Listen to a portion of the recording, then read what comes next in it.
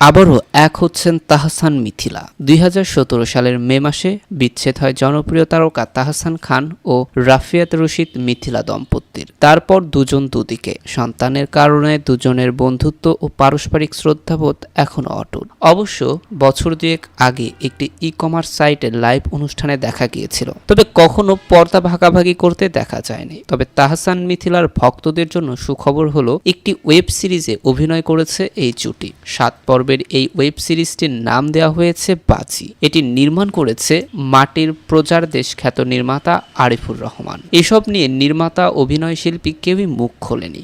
সময় মতো বিস্তারিত জানাবেন বলেই জানিয়েছেন তারা। তবে খোঁজ নিয়ে জানা গেছে, এরই মধ্যে ওয়েব সিরিজটির একটা ধাপের শুটিংও হয়ে গেছে।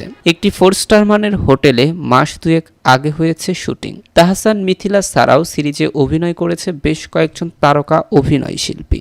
জানা গেছে সিরিজটিতে তাহসান অভিনয় করেছে একজন ক্রিকেটারের চরিত্রে, আর মিথিলাকে দেখা যাবে সাংবাদিকের চরিত্রে। এটি নির্মাণ করা হচ্ছে দেশীয় একটি ওটিটি প্ল্যাটফর্মের জন্য।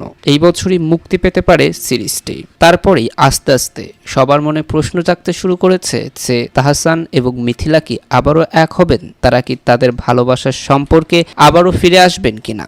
এই বিষয়গুলো এখনো ধোঁয়াশায় রয়ে গেছে। তবে ফেব্রুয়ারি মাসে আমরা একটি খবর পেয়েছিলাম যে দ্বিতীয়বারের মতো সন্তানের মা হয়েছেন দুই বাংলার আলোচিত অভিনেত্রী মিথিলা। ভালোবাসার মাস ফেব্রুয়ারিতে সৃজিত মিথিলার ঘর আলোকিত করে ছোট্ট নতুন এই অতিথি আগমন করে। তাকে নিয়ে উন্মাদনার শেষ নেই। সৃজিত পরিবারের এই খুশির খবর নেটিজেনদের সঙ্গে ভাগাভাগি করে নিয়েছেন পরিবারের সদস্যরা। ফেসবুকে এক পোস্টে বিষয়টি নিশ্চিত করেছিলেন সৃজিত নিজেই। পোস্টে সৃজিত লিখেছিলেন, বাড়িতে স্বাগত উলুপি, আমাদের জীবন পরিবর্তিত হলো। তবে এখনই খুদের ছবি দেখাতে নারাজ পরিচালক। এক অনুরাগী খুদের ছবি দেখতে চেয়েছিলেন পোস্টের কমেন্টে। সেখানে সৃজিত বলেন, এত ছোট্ট বাচ্চার ছবি দেওয়া ঠিক হবে না, আর একটু বড় হোক দেব।